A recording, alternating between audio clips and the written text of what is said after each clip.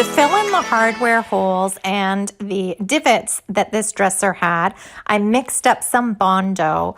I took about a golf ball sized amount of Bondo and added in about a pea-sized amount of hardener. And once the two are mixed together really well, you have about 10 minutes to, or maybe not even, you have about 5 minutes to, to work with this Bondo, but it is super strong.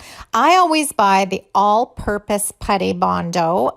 They do have a wood filler Bondo as well, but the only difference I've noticed between those two is the price point. The all-purpose is less expensive, and I find it works just as well. I have a full tutorial on how to use Bondo for furniture repairs, which I'll include in the cards above, and I'll also include in the description down below. I'm just using a plastic putty knife to fill in the hardware holes with the Bondo. You can also use metal.